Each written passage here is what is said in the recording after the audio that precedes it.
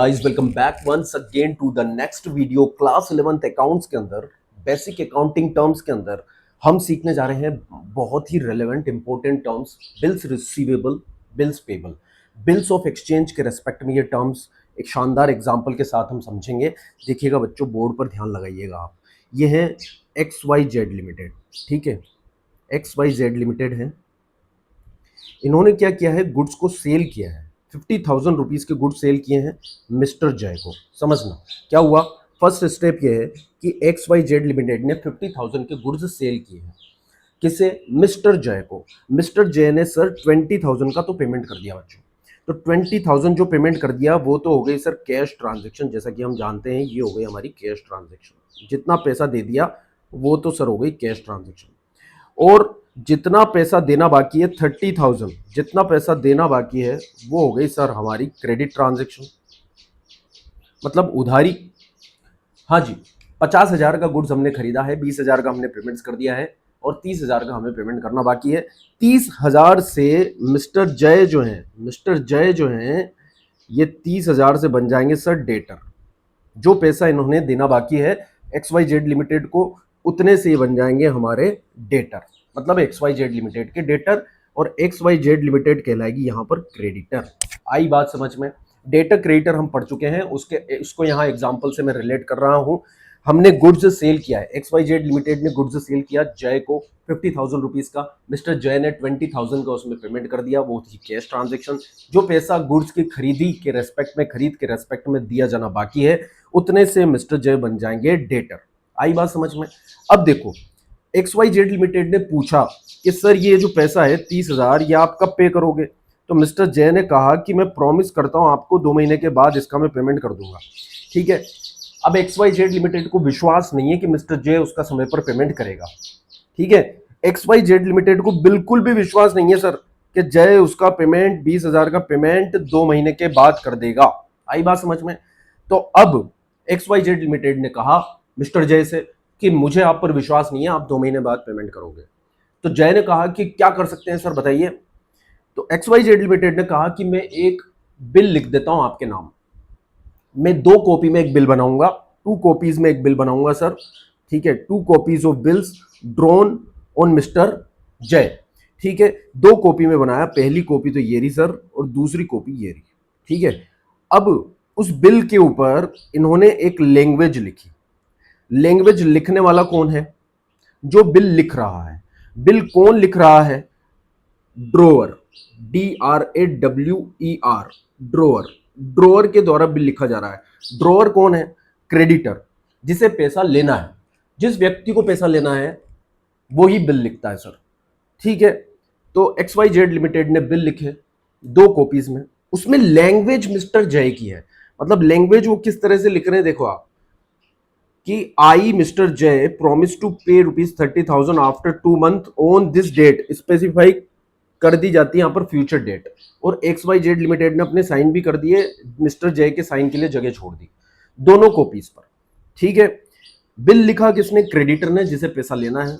किसके नाम लिखा? डेटर के नाम, जिससे पैसा लेना है, ठीक है। और लैंग्वेज किसकी थी? डेटर की खुद की लैंग्वेज थी। जैसे कोई डेटर खुद ही बिल लिख रहा है, मिस्टर जय खुद ही बिल लिख रहे हैं, जैसे कोई कि मैं प्रॉमिस कर रहा हूं आपको पेमेंट देने का, पर मिस्टर जय ने बिल नहीं लिखा, एक्स वाई जेड लिमिटेड ने बिल लिखा, ठीक है। अब ये दोनों कॉपी इन्होंने क्या करा सर, ये दोनों कॉपी जो बिल की हैं वो दोनों कॉपी मिस्टर जय को भेज दी इन्होंने। ये आ गए मिस्टर जय के पास ये दोनों कॉपी, ठीक है। First copy and second copy, ये रही फर्स्ट कॉपी और ये रही सेकंड कॉपी। अब देखिए एक्स वाई जेड के दोनों पे साइन है, मिस्टर जय ने भी दोनों कॉपीज पे साइन कर दिए, मतलब अपनी दे दी उन्होंने एक्सेप्टेंस। क्या दी थी सर उन्होंने? अपनी एक्सेप्टेंस। बिल को एक्सेप्ट कर दिया। तो बिल को एक्सेप्ट जिसने किया है वो कहलाता है ये एक्सेप्टर भी कहलाता है। बिल को एक्सेप्ट इसने किया है, ठीक है। और यहां पर जो ड्रॉअर है, क्रेडिटर है, वो है एक्सेप्टी, ठीक है। तो ये नाम आपको याद रखने हैं थोड़े बहुत, ठीक है। अब देखिए इन्होंने बिल एक्सेप्ट कर दिया मिस्टर जय ने। एक बिल तो खुद के पास ही होल्ड कर लेंगे ये, और जो दूसरा बिल है उसको कर देंगे रिटर्न। अब एक्सेप्टेंस के बाद इनके ऊपर एक लायबिलिटी क्रिएट हो जाती है बच्चों, एक लायबिलिटी बन जाती है कि 2 महीने बाद मुझे पेमेंट करना है 30,000 रुपए का, ये ऑब्लिगेशन क्रिएट हो गया सर। और इस ऑब्लिगेशन के कारण इन्होंने अपने बुक्स में एक लायबिलिटी क्रिएट करनी पड़ेगी कॉल्ड बिल्स पेबल। उस लायबिलिटी को ये बोलेंगे बिल्स पेबल, और ये होती है करंट लायबिलिटी, क्योंकि बच्चों इसका पेमेंट 2 महीने के अंदर करना है। ओके, अपनी बुक्स में ये क्रेडिटर के अकाउंट को 30,000 से क्लोज कर कर बिल्स पेबल अकाउंट ओपन कर देंगे, मतलब एक नई लायबिलिटी ओपन कर देंगे करंट लायबिलिटी के फॉर्म में। अब इस बिल की एक कॉपी को ये रिटर्न कर देते हैं। ये देखिए, इन्होंने एक कॉपी ये रिटर्न कर दी, ठीक है। ये कॉपी पहुंच गई सर, ये कॉपी पहुंच गई वापस से XYZ लिमिटेड के पास, ये पहुंच गई सर। अब XYZ लिमिटेड को जो सेकंड कॉपी मिली है, उसके मिलते ही XYZ लिमिटेड यानी कि डेटर के पास आ जाता है एक राइट, एक अधिकार कि हाँ मुझे पैसा लेना है, राइट टू रिसीव सम, है ना, right to receive sum of ₹30,000 from debtor और एक्सेप्टर और ड्रॉई, ठीक है। तो ये राइट इनके लिए कहलाएगा अब बिल्स रिसीवेबल, और ये डेटर अकाउंट को, अपने डेटर अकाउंट को रिप्लेस कर देंगे बच्चों बिल्स रिसीवेबल अकाउंट से। बिल्स रिसीवेबल भी इनकी एक करंट असेट है, क्योंकि 2 महीने में पैसा मिलने का अधिकार देती है ये असेट इनको। आई बात समझ में? डेटर भी इनके पास करंट असेट्स थी, बिल्स रिसीवेबल भी इनके पास करंट असेट्स है। आई बात समझ में? अब बच्चों डेटर और बिल्स रिसीवेबल दोनों मिलके ट्रेड रिसीवेबल कहलाते हैं, ये अभी हम टर्म के अंदर पढ़ेंगे। ट्रेड रिसीवेबल,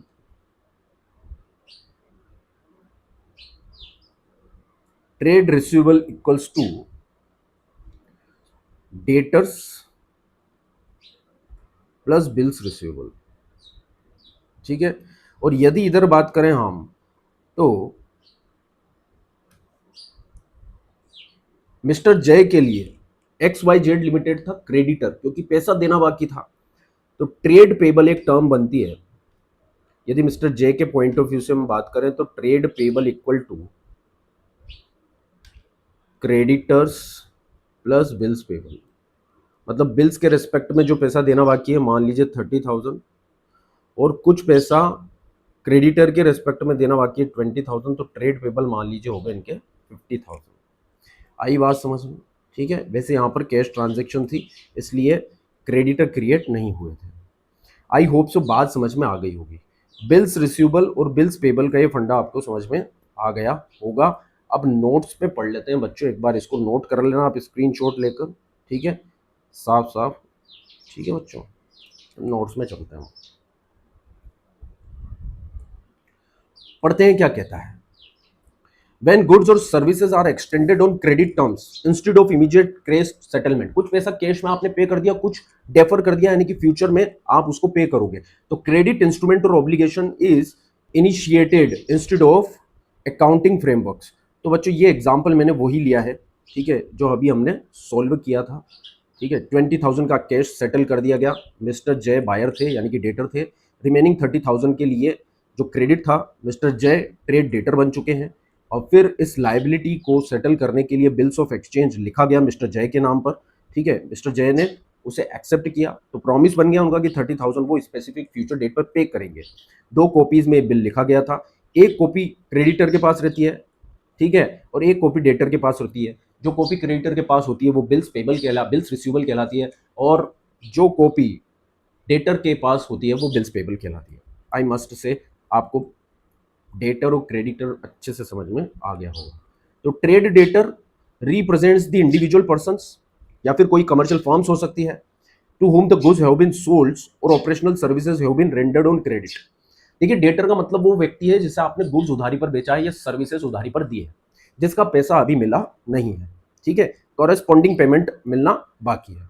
बिल्स रिसीवेबल मतलब डेटर्स से जो कमिटमेंट हमें मिलता है, जो प्रॉमिस मिलता है, जिसका वो स्पेसिफिक फ्यूचर डेट पर पेमेंट कर देगा, जिसके रेस्पेक्ट में प्रॉमिस हमने लिया है बिल्स लिखकर और उसने उसको एक्सेप्ट किया है, ठीक है, वो बिल्स रिसीवेबल बन जाएंगे क्रेडिटर के लिए और बिल्स पेबल बन जाएंगे डेटर के लिए।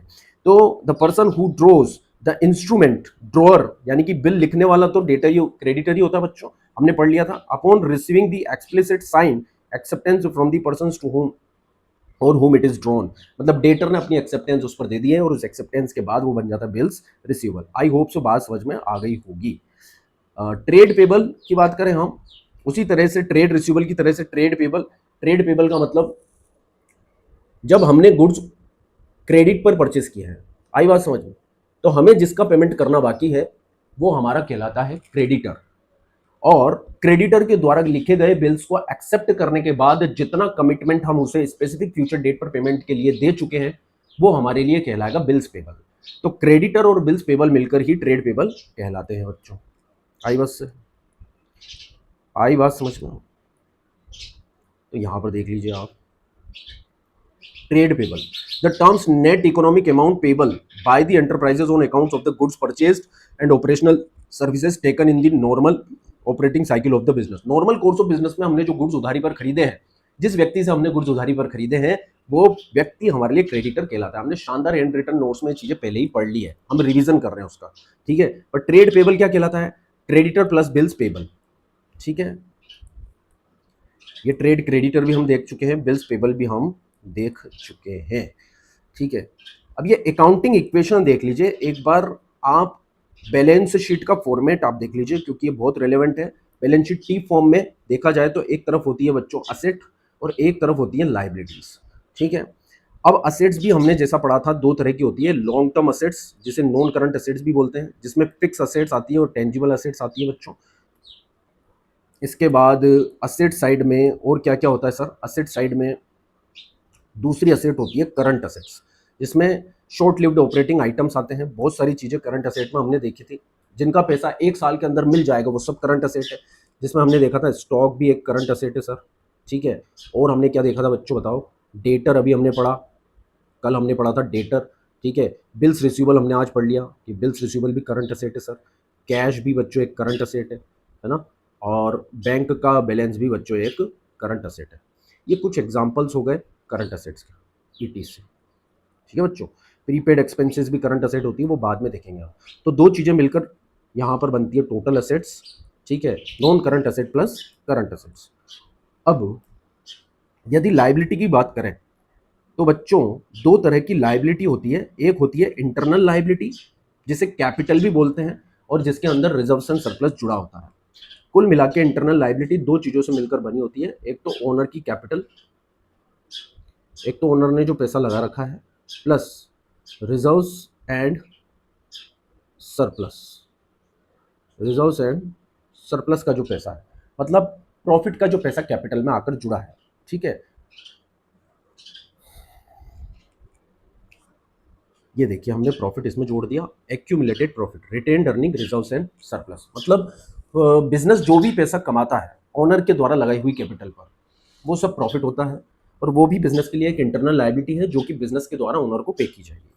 अब बच्चों एक होती है एक्सटर्नल लायबिलिटी, ऑब्लिगेशन जो हमें आउटसाइडर को पे करना है, और वो दो तरह की होती है, non current liability and current liability. Non current liability हमने देख लिया, long term debts and debentures, जो पैसा हमने लॉन्ग टर्म पर्पस के लिए उधारी पर लिया है बैंक से, फाइनेंशियल इंस्टीट्यूशन से, ठीक है, जिसका पैसा हमें एक साल के भी बाद पे करना है, मतलब मोर देन 1 ईयर, ठीक है, जिसका पैसा हमें more than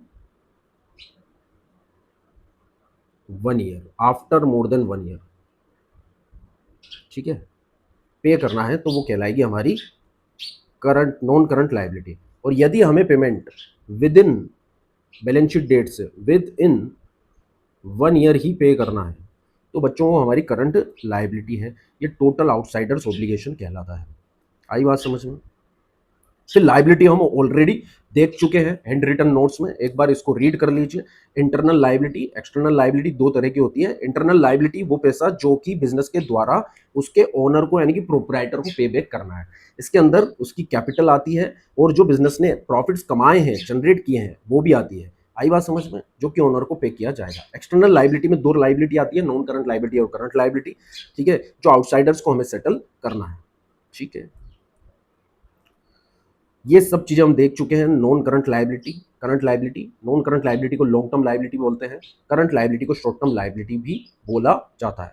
non current liability जिसे हमें 1 साल के भी बाद पे करना है, जैसे बैंक से 5 साल का आपने लोन लिया है, पब्लिक से डिपॉजिट लिया है, यदि आप कंपनी हो तो 5 साल के लिए, 10 साल के लिए लोगों ने एफडी के रूप में कंपनी में पैसा जमा करवाया है, तो वो पब्लिक डिपॉजिट हो जाएगा, उसका पैसा हमें लॉन्ग टर्म में पे करना है, विद इन 1 ईयर पे नहीं करना, तो ये नॉन करंट लाइबिलिटी है।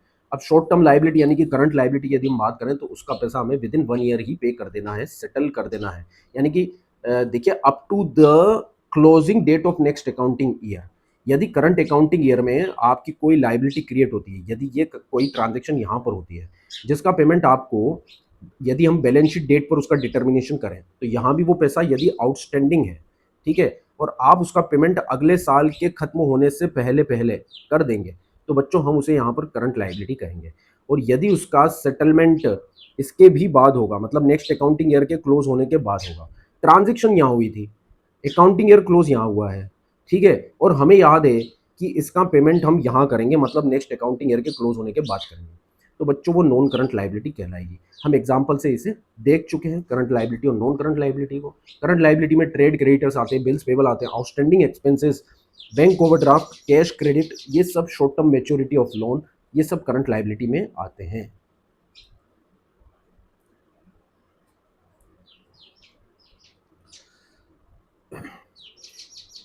अब देखिए एक शानदार एग्जांपल हमने लिया है बच्चों इसका, ठीक है। Suppose N enterprises take a loan of ₹50 lakh, 50 lakh का हमने लोन लिया था 30 जून 2026 को, याद रखना, ठीक है। अब ये structure to be repaid in 5 equal annual instalment है।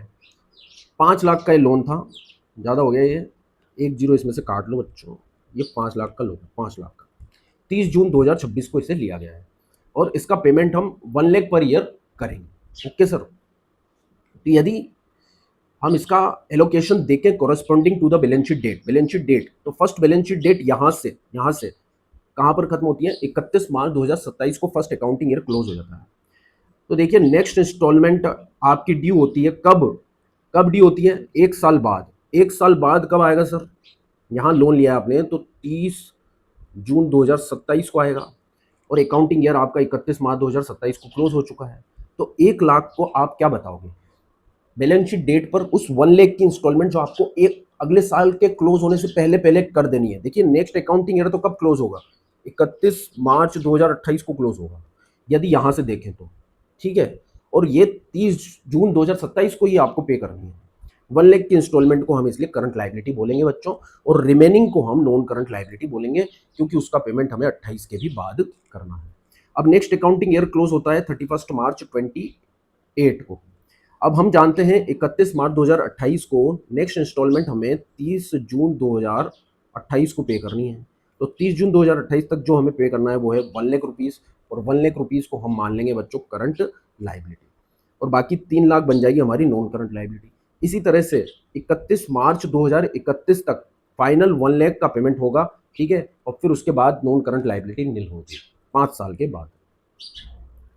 असेट्स का क्लासिफिकेशन भी हमने देख लिया था बच्चों, इसको एक बार और रीड कर लीजिए। नॉन करंट असेट्स और करंट असेट दो तरह की होती है।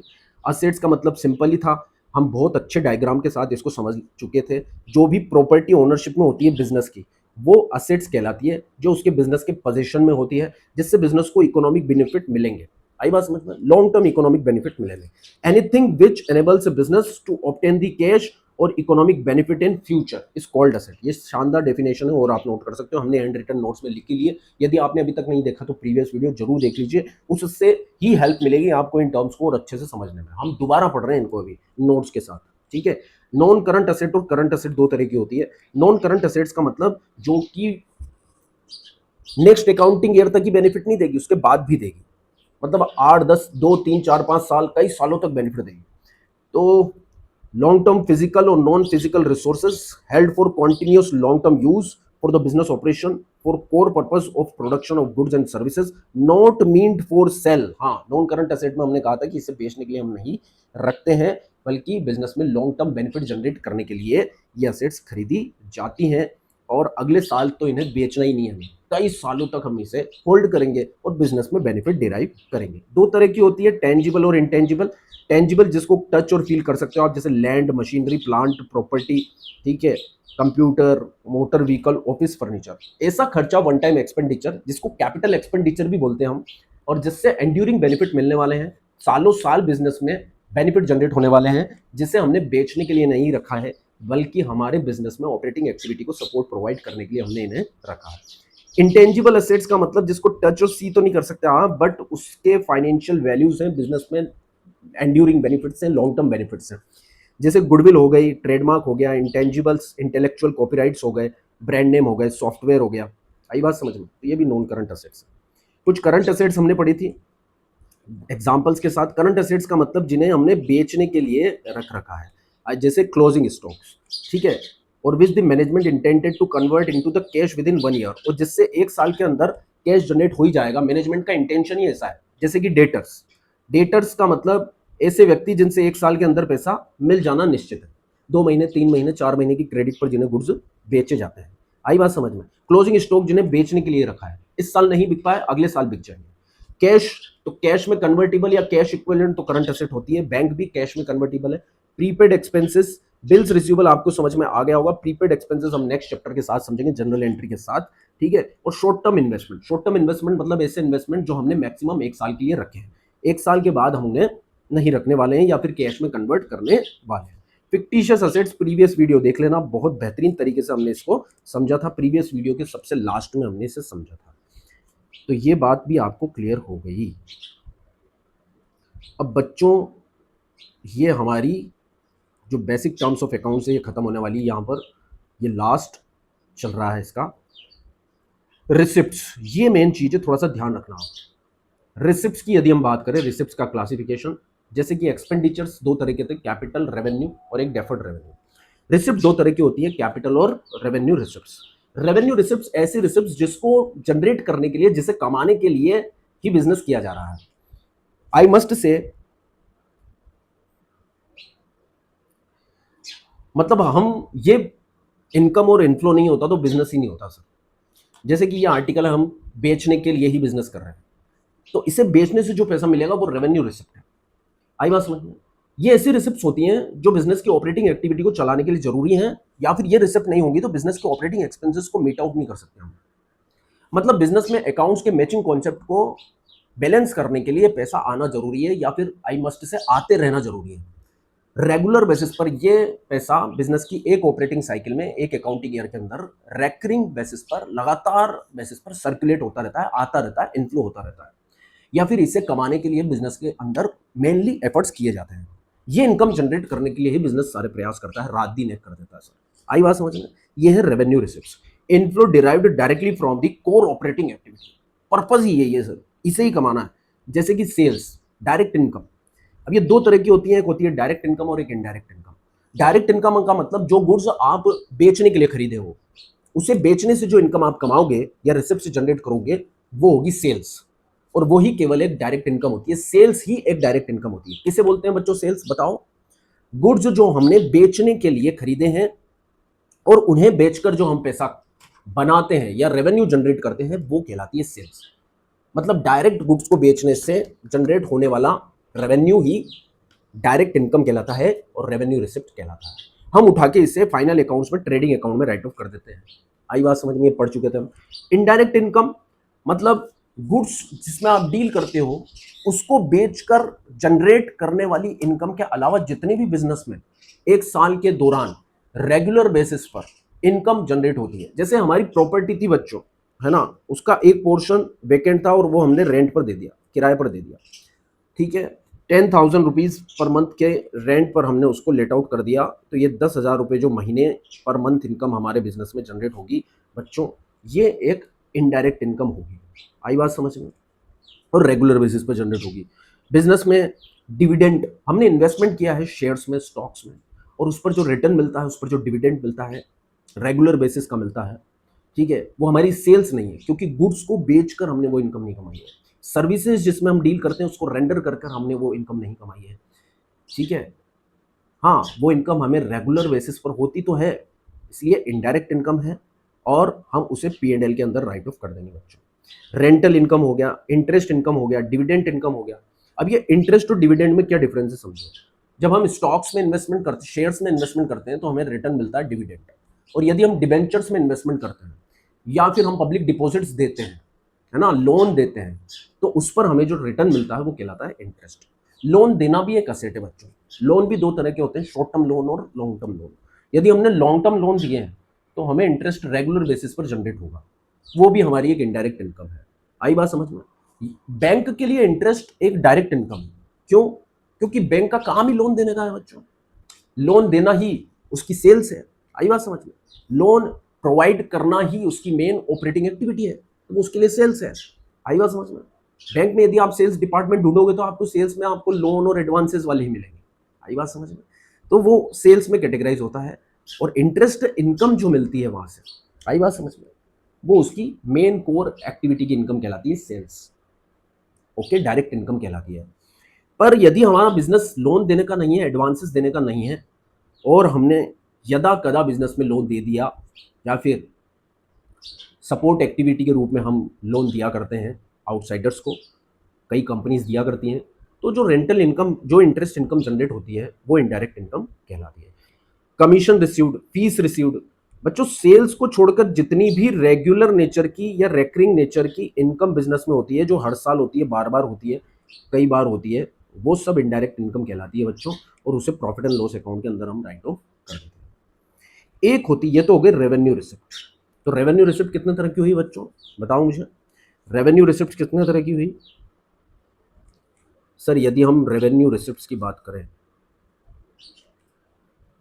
यदि हम रेवेन्यू रिसिप्ट्स की बात करें तो रेवेन्यू रिसिप्ट्स हो गई सर दो तरह की। एक तो हो गई डायरेक्ट इनकम, और एक हो गई इनडायरेक्ट इनकम। डायरेक्ट इनकम तो इसके अंदर एक ही कवर होती है, वो है सेल्स। और सेल्स उसे बोलते हैं जिस आर्टिकल और गुड्स में हम डील करते हैं उससे जनरेट होने वाली इनकम।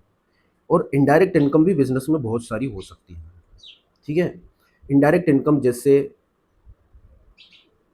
कमीशन कमाने का तो उद्देश्य नहीं था, हम कमीशन मेन एक्टिविटी नहीं है, हम मतलब कमीशन प्रोवाइड करने की एक्टिविटी में इन्वॉल्व नहीं है हमारा बिजनेस, बट कमीशन इनकम हो गई, ठीक है।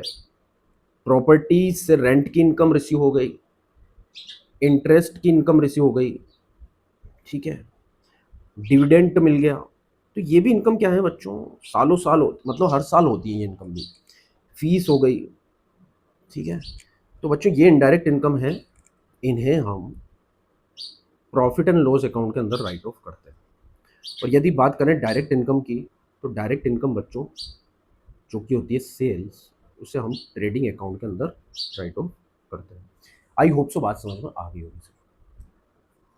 अब एक होती है बच्चों capital receipt. Capital receipt non recurring nature की रिसिप्ट होती है, मतलब रेवेन्यू रिसिप्ट से ठीक विपरीत।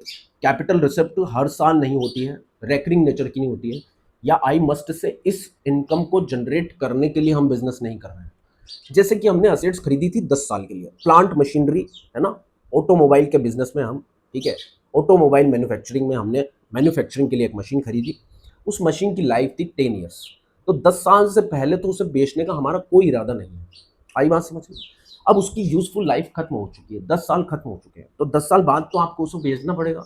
उसे बेचोगे तभी नई असेट्स लेकर आ पाओगे। सर हम नहीं बेचना चाहते, उसी से बिजनेस चलाना चाहते हैं। तो बच्चों 10 साल बाद यदि आप उसी पर बिजनेस चलाओगे तो आपको उस पर रिपेयर मेंटेनेंस पर ज़्यादा खर्चा करना पड़ेगा। मतलब उससे बेनिफिट तो आपको कम मिलेंगे, पर आपको उस पर खर्च ज़्यादा करना पड़ेगा, तो लॉस ही जनरेट होगा उससे। आई बात समझ में। तो यदि बिजनेस को आपको स्मूथली रन करना है, अच्छे से चलाना है, तो 10 साल बाद यानी कि यूजफुल लाइफ खत्म होने पर आपको असेट को बेच देना चाहिए। तो आपका इंटेंशन तो नहीं था उसको बेचने का, बट बिजनेस को अपग्रेड करना है, रिनोवेट करना है ना, बिजनेस में काफ़ी चेंजेस लेकर आने हैं, ठीक है, बिजनेस को ग्रो करना है, तो नई असेट्स, नई टेक्नोलॉजी की असेट्स खरीदनी पड़ेगी, पुरानी असेट्स को बेचना पड़ेगा, ठीक है। पुरानी असेट्स यदि हम बेचेंगे तो उससे जो पैसा मिलेगा वो कैपिटल रिसिप्ट कहलाएगा, क्योंकि ये रेगुलर नेचर्स में नहीं मिलता है और रेकरिंग नेचर का नहीं होता है, इंटेंशन हमारा इस इनकम को कमाने का नहीं था। आई क्या बात समझ में? ठीक है, बल्कि ये तो असेट हमने इसलिए खरीदी थी जो हमारी बिजनेस की ऑपरेटिंग एक्टिविटी को सपोर्ट करे। तो नॉन रेकरिंग नेचर का इनफ्लो इधर इससे रिड्यूस हो जाएगी, असेट्स क्या हो जाएगी, बेचोगे तो रिड्यूस हो जाएगी। आई बात समझ में? और इंक्रीज लॉन्ग टर्म लाइबिलिटी। अब देखिए, कैपिटल रिसिप्ट्स, जैसे कि बिजनेस ने बैंक से लोन ले लिया 5 साल के लिए, तो लोन हर साल नहीं ले रहे हम, 5-6 साल के लिए ले रहे हैं एक बार। ठीक है, तो ये रैकरिंग नेचर की रिसिप्ट नहीं है, और इसकी लाइबिलिटी क्रिएट होगी long term, non current liability. मतलब कैपिटल रिसिप्ट के कारण आपकी नॉन करंट लाइबिलिटी क्रिएट हो सकती है, क्योंकि आपने उससे लॉन्ग टर्म लोन लिया है जिसका पेमेंट आप कई सालों बाद करेंगे। तो cash receive from the sale of fix assets, non current assets, या इन्वेस्टमेंट जो आपने लॉन्ग टर्म पर्पस के लिए होल्ड किए थे, किसी कंपनी के शेयर्स में, डिवेंचर्स में आपने इन्वेस्टमेंट किया था, अब आप उसे बेच रहे हैं मैच्योरिटी पर 10 साल बाद, 15 साल बाद, तो उससे जो पैसा आपका आएगा, क्या वो बिजनेस में आप रोज रोज कमाते हो? नहीं सर, कई सालों में एक बार कमाते हो, इसलिए वो नॉन करंट ट्रांजेक्शन है, और उसके कारण जो पैसा मिला है वो है कैपिटल रिसिप्ट्स। ठीक है, ओनर जो बिजनेस में पैसा लगाता है, पार्टनर्स जो बिजनेस में पैसा लगाते हैं, शेयर होल्डर्स जो बिजनेस में पैसा लगाते हैं, वो भी रेकरिंग नेचर की रिसिप्ट नहीं है बच्चों बिजनेस के लिए। एक कंपनी जो शेयर इशू करती है, आईपीओ एफपीओ लेकर आना पड़ता है उसको, और वो पैसा कई सालों में एक बार जुटाया जाता है। आई बात समझ में? और साल में कई बार जनरेट होने वाली रिसिप्ट नहीं है बच्चों ये, या फिर मुझे कहना चाहिए आई मस्ट से, कई सालों में एक बार जनरेट होने वाली रिसिप्ट, ये कैपिटल रिसिप्ट है। ठीक है, तो ओनर के द्वारा लगाया गया फंड्स, ओनर भी बार बार पैसा नहीं लगाता है। ठीक है, बिजनेस स्टार्ट करना है तभी पैसा लगाएगा, या बिजनेस को एक्सपांड करना है 4-5 साल बाद तब पैसा लगाएगा, तो ये भी कैपिटल नेचर की रिसिप्ट है। Cash receive from the long term borrowings, ये सारे एग्जांपल मैंने इसके अंदर लिख दिए हैं। अब प्रॉफिट और लॉस का मतलब क्या होता है बच्चों, समझो। प्रॉफिट का मतलब टोटल रेवेन्यू रिसिप्ट, सेल्स और इनडायरेक्ट इनकम, सेल्स तो डायरेक्ट इनकम है, और इनडायरेक्ट इनकम में से टोटल रेवेन्यू एक्सपेंस मतलब डायरेक्ट कॉस्ट और इनडायरेक्ट कॉस्ट, यानी कि जो ट्रेडिंग और पीएनएल के अंदर राइट ऑफ की जाती है, लेस कर दिया जाए, और यदि वो सरप्लस में बचे तो वो ऑपरेटिंग प्रॉफिट कहलाता है बच्चों। आई बात समझ में? मतलब कि एक साल के सभी खर्चे यदि एक साल की टोटल रिसिप्ट, रेवेन्यू रिसिप्ट में से लेस कर दिए जाए, तो जो सरप्लस बचेगा वो ऑपरेटिंग प्रॉफिट कहलाएगा। हाँ जी, एक बात ध्यान से सुनिए, डायरेक्ट इनकम और indirect income. Direct income trading में आती है, sales. Indirect income profit and loss account में आती है, जैसे commission, rent, fees, interest, etcetera etcetera, dividend etcetera. इसमें से हमें डायरेक्ट और इनडायरेक्ट एक्सपेंसेस को राइट ऑफ करना है, यानी कि लेस करना है। डायरेक्ट एक्सपेंसेस बच्चों जो ट्रेडिंग में राइट ऑफ होते हैं, और इनडायरेक्ट एक्सपेंसेस जो पीएनएल में राइट ऑफ होते हैं। I must say revenue expenses जो हर साल होते हैं, रेकरिंग नेचर के होते हैं। ठीक है, यदि जो सालाना बचता है वो सरप्लस में होता है तो ऑपरेटिंग प्रॉफिट कहलाता है, और यदि नेगेटिव होता है तो वो लॉस कहलाता है। आई बात समझ में? तो यदि लॉस की हम बात करें तो लॉस का मतलब इसका रिवर्स है, टोटल रेवेन्यू रिसिप्ट्स और टोटल रेवेन्यू एक्सपेंसेस, यदि आपके एक्सेस हैं total expenses, total revenue receipts है, तो फिर वो लॉस कहलाएगा। लॉस का मतलब एक और चीज होती है, कैपिटल नेचर की ट्रांजैक्शन के कारण भी लॉस होता है, जैसे कि loss on sale of asset. ठीक है, loss on sale of asset, या फिर loss on sales of investment, loss on sale of assets, loss on sale of investments, ये भी लॉसेस में काउंट होते हैं। आई बात समझ में? गेन का मतलब क्या होता है? देखिए, गेन का मतलब, अब यदि इन वाले लॉसेस की मैं बात करूं आपसे, ये भी नॉन रेकरिंग नेचर के होते हैं, हर साल नहीं होते हैं, क्योंकि हर साल असेट बेचोगे नहीं आप, इन्वेस्टमेंट भी हर साल नहीं बेचोगे आप, तो इन पर जो लॉस हो रहे हैं वो आप पीएनएल के अंदर राइट ऑफ कर देते हो जिस साल होते हैं। और यदि बात गेन की करें तो देखिए, एक्सीडेंशियल ट्रांजेक्शन्स है, नॉन रेकरिंग नेचर की जो ट्रांजेक्शन है, आप कह सकते हैं कैपिटल नेचर की ट्रांजेक्शन्स के कारण गेन क्रिएट हो सकते हैं, है ना? मतलब गेन ऐसी समथिंग विच इज नॉट इनकर एवरी ईयर, हर साल ये नहीं होते हैं, ऐसे बेनिफिट्स या ऐसे प्रॉफिट जो हर साल नहीं होते हैं। आई बात समझ में?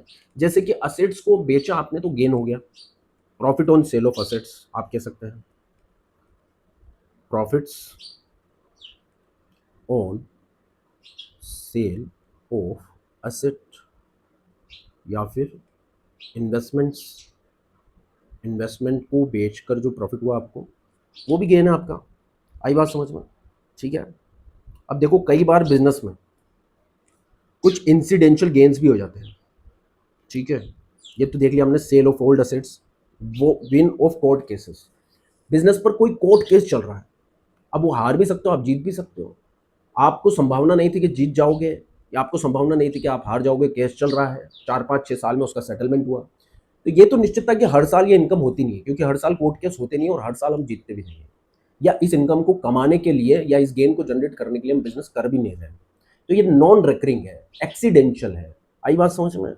तो हम जीत गए मान लीजिए कोई कोर्ट केस और पैसा आ गया, तो बच्चों जिस साल ये इनकम जनरेट हुई उसी साल आप उसको उठाओ और प्रॉफिट एंड लॉस अकाउंट के अंदर राइट ऑफ कर दो, ठीक है।